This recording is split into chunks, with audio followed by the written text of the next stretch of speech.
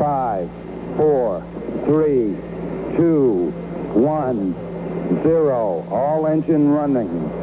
Liftoff. We have a liftoff.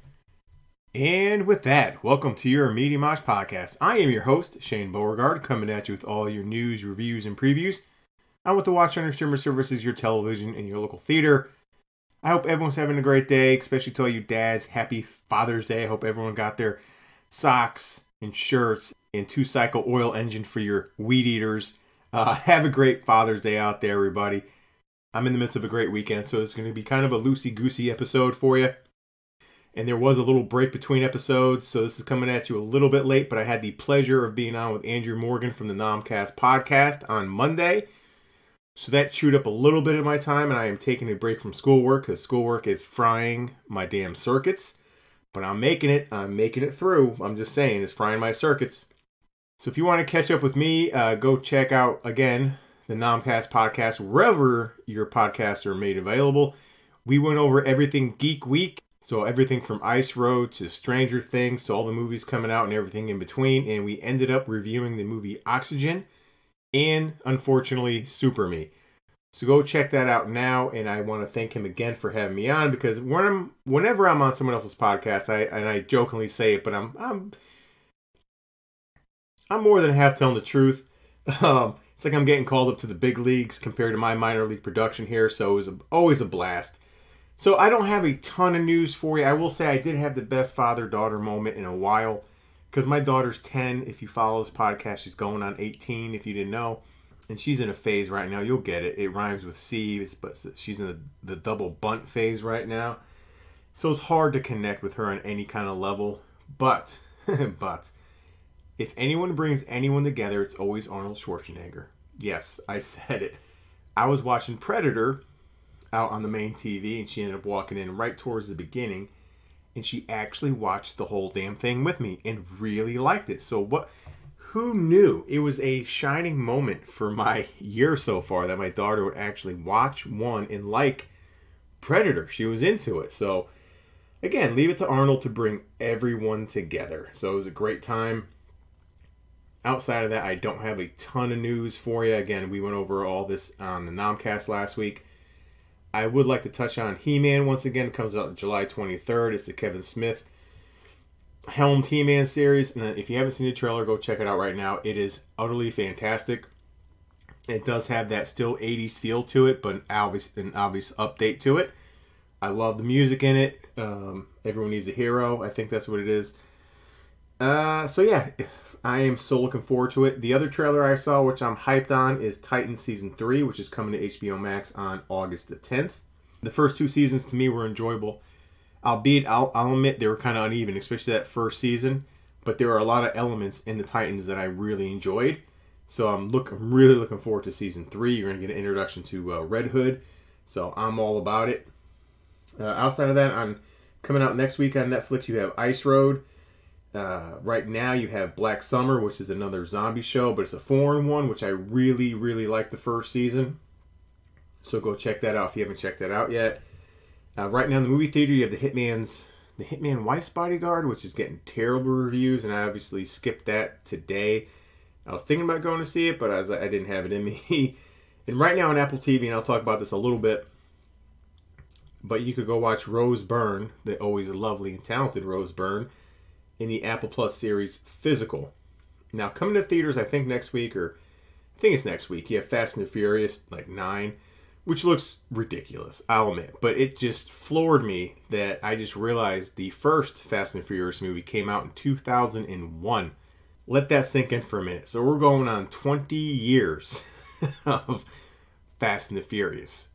Which, now that I think about it, this thought just literally hit me, but I think the Mission Impossible series with Tom Cruise has been going on a little longer, because I think the first Mission Impossible movie came out, oh man.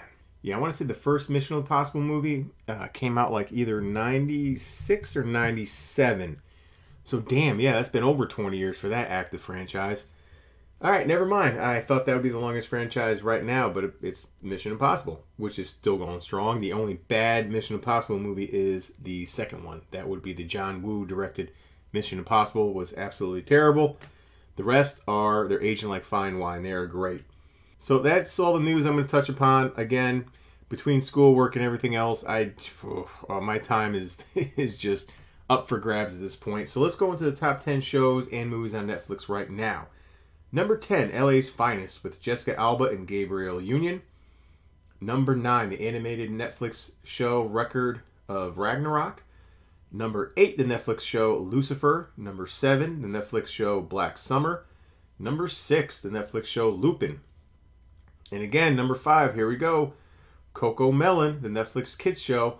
Number 4, the Netflix show Working Moms, which has new episodes out right now. Number 2, the Netflix show Sweet Tooth. That was number 3. Number 2 is the Netflix kids animated film Wish Dragon. And number 1, it's not a Netflix original, surprise, surprise, but it's the movie Manifest. So that is your top 10 streaming shows and movies on right now. I do not have a top 5 box office since I am coming to you on a Sunday. So I'll talk about that next week. All right, so here's what we're going to get into just a little bit. I did start watching Physical on Apple TV. I had no idea the show existed. It's a half-hour show. It's dropped weekly, so I obviously just found out about it. So there were 3 episodes out. I got caught up on all 3. And it has a lovely and talented Rose Byrne, and it's set in the 80s.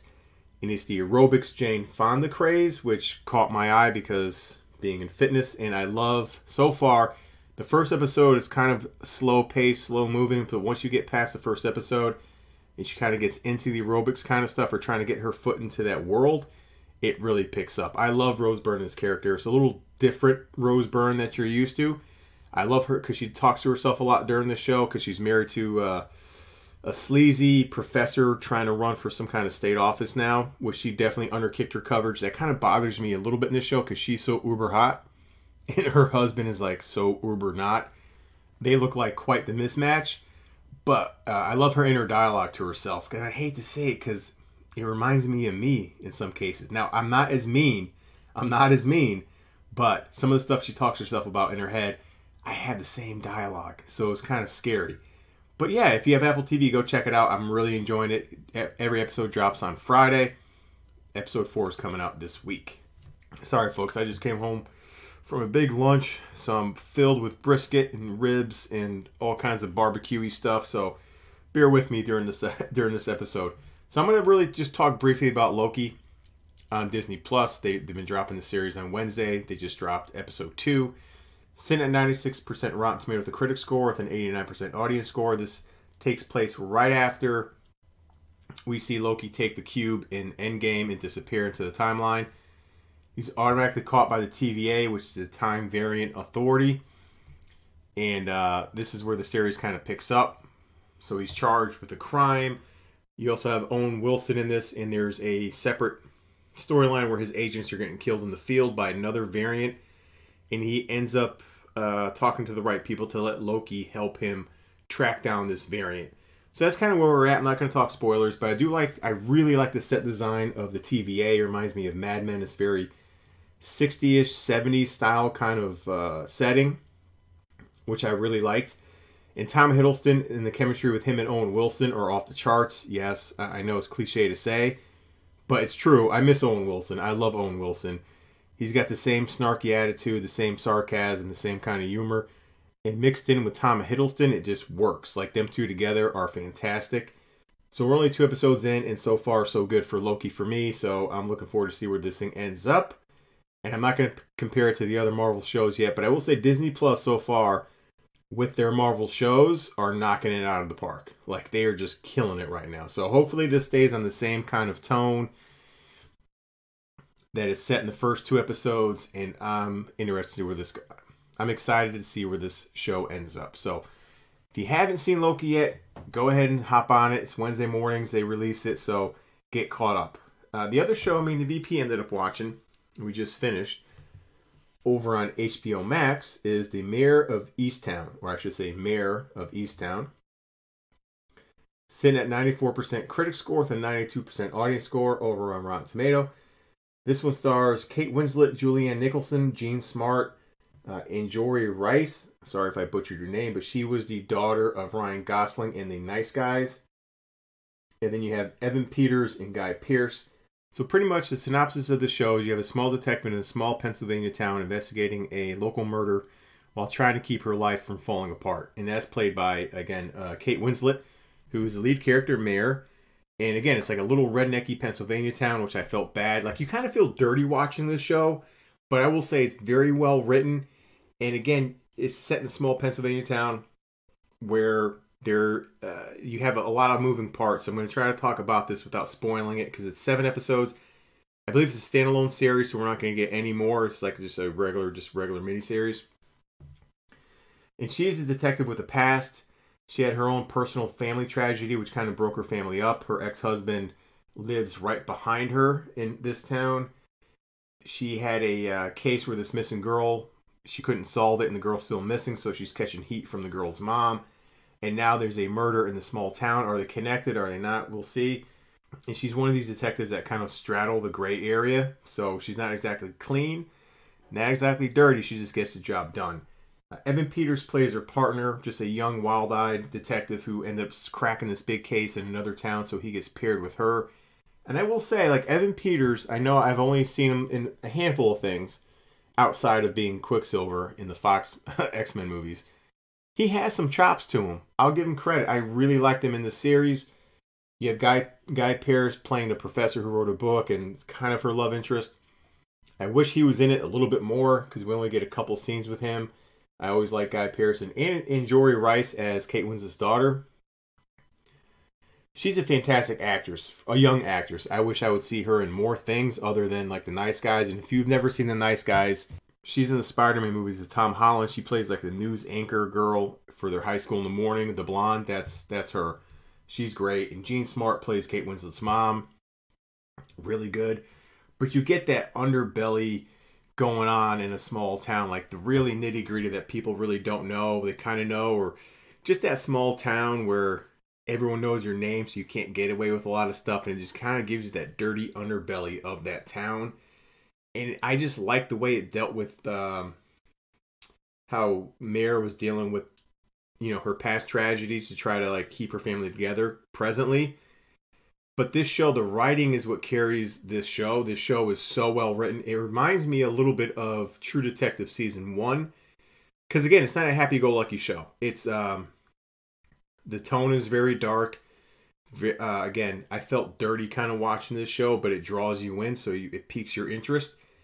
And once you figure something out, it zags in another way. So it keeps you on your toes in a way that makes sense. Because you know how sometimes shows go, you think you have it figured out, then they go in a complete opposite direction. There's only 2 storylines that really weren't necessary and left me a little confused because you thought they were part of the main plot, but they never really went anywhere. And they never resolved themselves and just I kept thinking, did I miss something? Did I miss an episode? Like, what happened with this particular character? They never cleaned it up. I thought that was kind of sloppy, but for such a well-written show, this is probably, again, the best show I've seen on HBO in several years. Probably since True Detective Season 1. And that was, 5, 6, 7 years ago now? So, if you haven't seen it, if you have HBO Max, it is definitely well worth the watch. It is probably the best show I've seen this year. And I haven't seen Kate Winslet in a ton. Like, obviously I know about Titanic, but I was talking to the VP, and I was like, if you put a gun to my head, I couldn't name 5 Kate Winslet movies if you took Titanic out of the equation. I would be dead. I can't. But she is really, really good in this show. So go check out Mare of Easttown. I give the show a 4.75 out of 5. Only deduction are those 2 little storylines that never got resolved. So that's it. A 4.75 out of 5 for Mare of Easttown with Kate Winslet and Evan Peters. So we're going to wrap this up with my main movie review, which I saw this a couple weeks ago. Just haven't had the time to discuss it. And this is going to be spoiler-free. And that is the Angelina Jolie vehicle, For Those Who Wish Me Dead, directed by Taylor Sheridan, who is one of my favorite directors, writers going on right now. And the synopsis for this movie is you have a teenage murder witness finds himself pursued by twin assassins in the Montana wilderness with a survival expert tasked with protecting him and a forest fire threatening to consume them all. It's a very short runtime of 1 hour and 40 minutes, thank God. But yeah, this movie felt like a very 90s style action movie, which is not a bad thing. And it really highlights Jolie, because I haven't really seen her in a lot lately, but between this and the Eternals, it seems like she's making a little bit of a comeback. And you also have John Bernthal in this, and Nicholas Hoult and Littlefinger from Game of Thrones. I forget his name. It's like Aidan Gillian or something like that, but he'll always be Littlefinger to me. But yeah, this movie's part thriller, part chase movie, part man versus nature. It is set in Montana. She has a past that, being a smoke jumper, there was a tragedy that happened that she felt like it was her fault and she failed at her job. So she's sent to like this outpost where she kind of overlooks some of the forest. She's isolated and alone. So maybe that's a little bit of an atonement for her character. She's looking for a way to redeem herself, and she comes across this young kid like running out in the woods, and she goes out to save him. Little does she know he's being tracked by these two assassins played by Littlefinger and Nicholas Hoult, who do a very good job. At the same time, there's a wildfire raging on, so there's dual things happening at the same time. And not to blow smoke up his butt, but this movie's well directed by Sheridan. John Bernthal plays her ex-husband. Now he's deputy and tracker in this movie, so he gets roped in by the assassins to kind of track down the boy and Angelina Jolie. The action scenes were really great. The only issues I had were character development but backstory on the boy, because the movie sets up where his father's trying to get him out of town because he took something from the wrong people or he did something. We never actually find out what the dad did. That's one point that kind of bothered me on why Nicholas Hoult and Littlefinger were after him. We never really understood what he did and what organization sent these two assassins out to kill him, but they do, and now they're after his son. So a very good cat and mouse movie. Again, well directed. There are a lot, I don't want to say a lot, but there are definitely plot holes in this movie, and some of the characters, really, there are no story arcs for them. And there are just some scenes that didn't make any sense. And especially when it comes to John Bernthal, there's a scene towards the end that I would have been, let's put it this way, if the VP did me like that, I would have been hot and upset. So again, I'm not going to spoil it for you. I will say there's one fight scene with Jolie that just got me upset. But looking back at it, because there's a scene, I'm not going to spoil like what happens at the very end, but Nicholas Hoult just beats the ever-living piss out of her. And she comes out of it with like a scratch. Like, there's one scene where he like drops a UFC elbow on her face.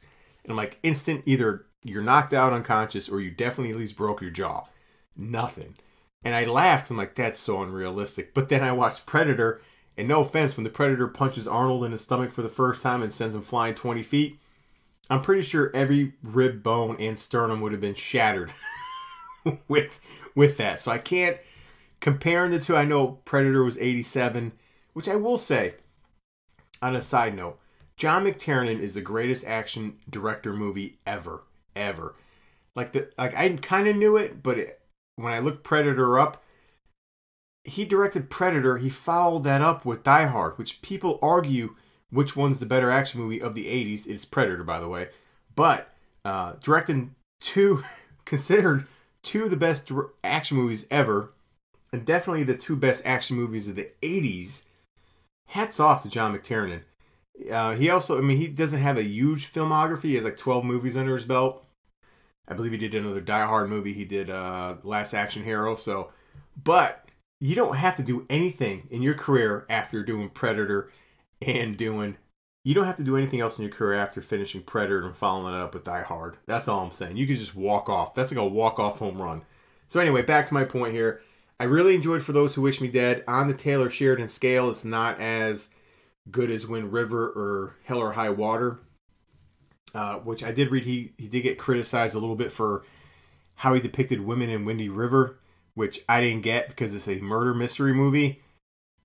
There's like one rape scene that's kind of hard to watch, but I don't know what's wrong with people. I didn't see anything wrong with it, but you kind of miss how Angelina Jolie can carry a movie and the presence she has on screen.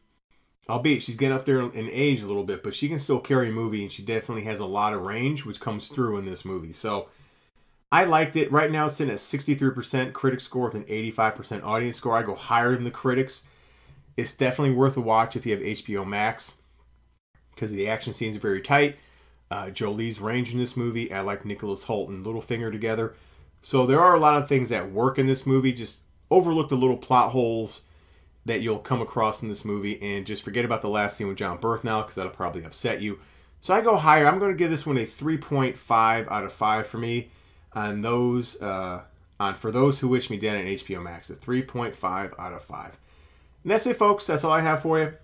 I will admit next week's going to be a little tough. We're taking our first little mini vacation. We're going to Williamsburg, Virginia, and hitting up Busch Gardens. So I have to conquer my fear of roller coasters once again, because my kids are at the height where they can pretty much go on any ride they want. And 23-year-old Shane would sit in the front of a roller coaster, no matter the size, shape, how fast it would go. But 43-year-old Shane, yeah, not so much. So I have to reconquer my fear. So I'm going to try to get an episode out midweek. No promises there. And who knows what the hell I'll talk about. But listen, I hope everyone out there is having a great weekend. For you fathers out there, keep doing what you're doing. Enjoy your damn day. Do whatever you want, guilt-free. That's what I say. So in the meantime, go look me up on the Facebooks, Media Mosh. Go on the Twitterverse, at Shane Media Mosh. More importantly, go to the Apple Podcast Store. Download me and share me and let me into your friends' lives. They will absolutely thank you for making their lives better. And then circle the wagons. Go check out Mr. Arg and myself, Chris Rodell, on the Instagram, Facebook, and Twitterverse. 3 different platforms for 3 different types of content. Until then, get caught up. Get caught up in the mosh.